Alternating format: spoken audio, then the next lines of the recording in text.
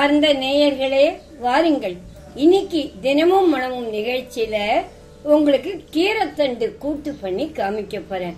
இந்த ஆடி மாசம் கீரைத்தண்டு நிறைய ஆப்பிடும். இந்த கீரைத்தண்டு ரொம்ப உடம்புக்கு நல்லது. இந்த உடம்புல இருக்கிற கொழுப்பு சத்தெல்லாம் எடுக்கும். அதனால இந்த கீரைத்தண்டு சாப்பிடுறது ரொம்ப நல்லது. இத பாருங்க, இதுதான் கீரைத்தண்டு. இந்த கீரைத்தண்டை நல்லா தோல் சீவி திருத்தி வச்சுக்கலாம்.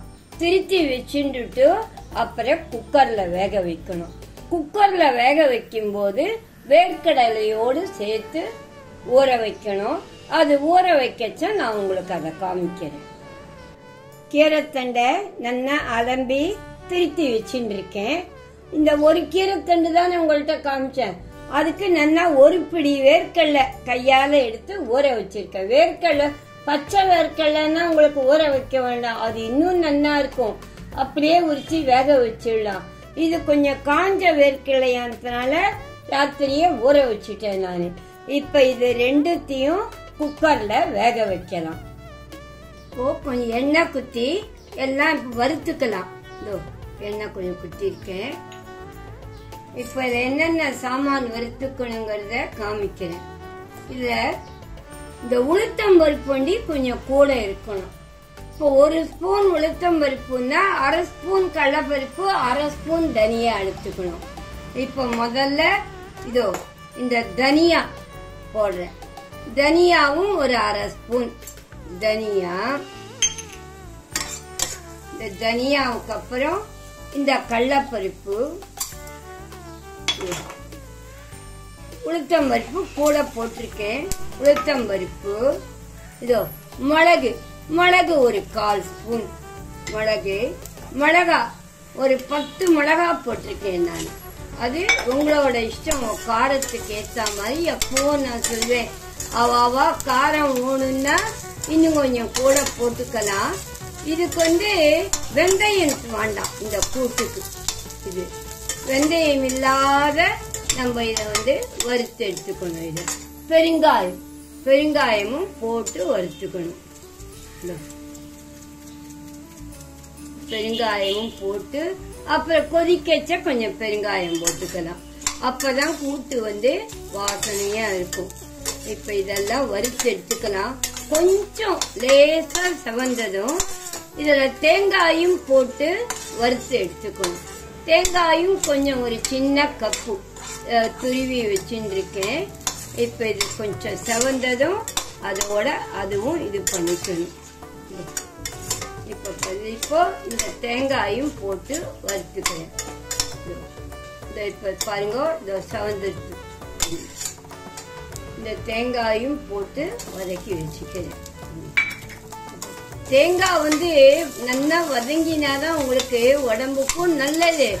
அதே சமயத்துல உங்களுக்கு கூட்டு குழம்பும் மீன் ஊசி போகாது, கெட்டு போகாத இருக்கும். அதனால தேங்காயை எப்பவும் வதக்கிக்கணும்.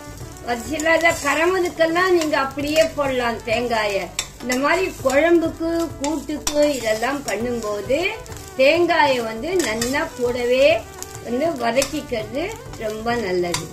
இப்ப இத கொஞ்ச நாள் வறுத்ததை ஆற வைக்கலாம். ஆற வச்சுட்டு அரைச்சிக்கணும்.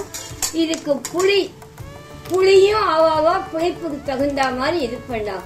ஒரு சின்ன எலுமிச்சங்க அளவு புளி நான் ஊற வச்சு வச்சிருக்கேன்.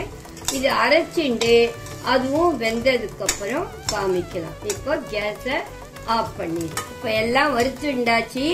கேஸையும் ஆஃப் பண்ணிட்டேன். ஆறின அப்புறம் இத அரைச்சி எடுத்துக்கலாம். இந்த புளி பாருங்க, இதோ இவ்வளவுதான். ஒரு சின்ன எலுமிச்சங்க அளவு ஊற வச்சிருக்கேன். இத நல்லா ஒரு 1.5 டம்ளர் வர வரைக்கும் கரைச்சி எடுத்துக்கலாம். அது போதும். அது கரைச்சி எடுத்துட்டு அதையும் ரெடி பண்ணி வச்சுக்கலாம். உப்பையும் தேவையான அளவு எடுத்து வச்சுக்கலாம். கீரைத்தண்டை வேக வச்சுருக்கேன். இத பாருங்க, இது வெந்துடுத்தான்னு பாக்கலாம். சரிங்களா? நல்லா வெந்துடுத்து. நல்லா இது 6 விசில் விட்டேன் நான் இந்த கீரைத்தண்டுக்கு. இந்த கீரைத்தண்டுக்கெல்லாம் 5-6 விசில் விட்டாதான் வேகும். இத அரைச்சி வச்சுருக்கேன். இந்த கூட்டுக்கு இன்னொன்னு உங்களுக்கு நான் துவரம் பருப்பு சேர்த்துக்க மாட்டேன் வேக வச்சு. ஏன்னா துவரம் பருப்பு சேர்த்துட்டா அது பருப்பு குழம்பு மாதிரி ஆயிடும். இது கூட்டு, அதனால உங்களுக்கு வேணும்னா ஒத்து இருக்கணும்னா கொஞ்சம் பருப்பு சேர்த்துக்கோங்க. இப்ப இது ரெண்டும் அரைச்சி வச்சுட்டாச்சு. இப்போ அடுப்புல கூட்டு பண்ணி காமிக்கிறேன். இப்ப எண்ணெய் வச்சிருக்கேன் நானு. இதுக்கு நம்ம சாதாரணமா எண்ணெய் யூஸ் பண்றோமோ கரமதுக்கெல்லாம் அந்த எண்ணெயே இப்ப ஒரு வத்த குழம்புக்கு தான் நல்லெண்ணெய்ன்னு சொல்லியிருக்கேன். ஏன்னா கடுகு போடுறேன். கடுகு வெடிச்சதும் நல்லா கடுகு வெடிச்சதும் கறிவேப்பிலை ரெடியா வச்சுருக்கேன். இந்த கூட்டுக்கெல்லாமே கூட்டுங்கிறது கெட்டியமா இருக்கணும், குழம்புங்கிறது கொஞ்சம் தளர்ற இருக்கலாம். அதனாலதான் எல்லாமே நான் திட்டமா வச்சுருக்கேன். பாருங்க கடுகு வெடிச்சு வச்சு இப்போ கறிவேப்பிலையை போட்டுங்க. கறிவேப்பிலையை போட்டுட்டு இந்த புளி ஏற்கனவே சொன்னேன் இல்லையா, நான் கரைச்சி வச்சுருக்கேன். இந்த புளியும் கரைச்சி வச்ச புளியை போட்டு இந்த புளி தண்ணி ஒரு கொதி வரட்டும். இது ஏன்னா புளி பச்சை வாசனை போகணும். நீங்க வேணும்னு வச்சுக்கோங்க, இந்த புளிய நல்லா அலம்பிட்டு வச்சுட்டு அதையும் நல்லா வறுத்து இந்த சூடா வறுத்துட்டு அந்த ஈரம் போக அரைக்கிறதுல அரைச்சுட்டுலாம் அப்படியும் பண்ணலாம். அப்ப கூட்டு நல்லா கெட்டியா சண்டு மாதிரி வரும். இப்ப இது உப்பு, இதுக்கு தேவையான உப்பு போட்டிருக்கேன். உப்பு, அப்புறம் மஞ்சப்பொடியும் போட்டிருக்கேன். இப்போ ஒரு கொதி வரட்டும். நல்லா கொதி வருது. எப்போ புளி வாசனை போகும் அப்பதான் சாப்பிடுறதுக்கும் டேஸ்டா இருக்கும். அதுதான் இது பண்றது. இப்போ புளி கொதிச்சு விடுத்து இல்லையா, இப்ப இந்த அரைச்சி வச்சிருக்கேன் பாருங்க, இந்த அரைச்சி வச்சதையும் இதில் சேர்க்கலாம். இதில் சேர்த்து கொதிக்க வைக்கணும். இதெல்லாம் சேர்த்து ஒரு கொதி வந்ததுதான் நம்ம இது பண்ணிக்கணும். அந்த வேக வச்ச கீரைத்தண்டை சேர்க்கணும். இப்ப இந்த கீரைத்தண்டில இருந்த ஜலத்தையே நான் வேஸ்ட் ஆக்காம இந்த அரைச்சி வச்சதுல அலம்பி கொட்டின்னு இருக்கேன் நான். இதுவும் சேர்ந்து ஒரு கொதி வரட்டும். அப்போ நல்ல டேஸ்டா இருக்கும். எதுவுமே ரொம்ப அளவுக்கு அதிகமாவும் கொதிக்க கூடாது.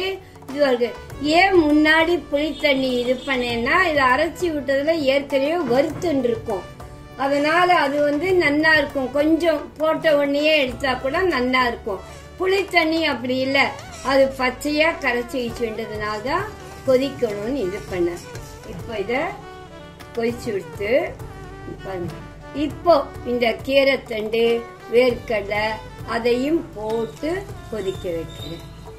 எல்லாமா சேர்ந்து ஒரு கொதி வரட்டும். இப்ப இந்த சமயத்துலதான் பெருங்காயம் போடணும். உங்களுக்கு வாசனையா இருக்கும். இந்த மாதிரி கொதிக்கச்ச பெருங்காயம் போட்டா கூட்டோ குழம்போ கரமதோ எதுவானாலும் ரொம்ப வாசனையா இருக்கும். இத பாருங்க, எல்லாம் திட்டமா போட்டதுனால கொதிச்சு எப்படி கெட்டிமா வருது பாருங்க. நல்லா சேர்ந்து ஒரு 2 நிமிஷம் அல்லது 3 நிமிஷம் கொதிக்கட்டும். இப்ப கூட்டு நல்லா கொதிச்சு நல்லா எப்படி இருக்கு பாருங்க. நல்லா கமகமான வாசனையா இருக்கு. இப்ப வேர்க்கடலை கீரைத்தண்டு கூட்டு ரெடி. என்ன சாப்பிட ரெடி பண்ணிக்கோங்க. கூட்டு நல்லா இது செம டேஸ்டா இருக்கும். கீரைத்தண்டு கிடைக்கிற காலத்துல கீரைத்தண்டு பண்ணி இது பண்ணுங்க. வேர்க்கடலை கிடைக்கலன்னு வச்சுக்கோங்க, கடலை பருப்பு போட்டும் பண்ணலாம், உங்களுக்கு கொண்டக்கடலை போட்டு பண்ணலாம், எது வேணாலும் சேர்த்து பண்ணலாம். இப்போ நல்லா கொதிச்சுட்டு நான் கேஸ ஆஃப் பண்ணிடுறேன். என்ன நேயர்களே, இந்த கீரைத்தண்டு கூட்டு உங்களுக்கு பிடிச்சிருக்கா? பிடிச்சதாதான் கண்டிப்பா எனக்கு நீங்க ஃபீட்பேக் பண்ணணும். உங்க ஃபீட்பேக்கை தான் நான் எதிர்பார்த்துட்டு இருக்கேன். அதுதான் எனக்கு ஒரு சந்தோஷம். இந்த வீடியோ உங்களுக்கு பிடிச்சதானா கண்டிப்பா நீங்க இத பண்ணினதை எனக்கு காமிக்கணும். அது முக்கியம். மீண்டும் அடுத்த நிகழ்ச்சியில் உங்களை சந்திக்கும் வரை உங்கள் கனகா பாட்டி.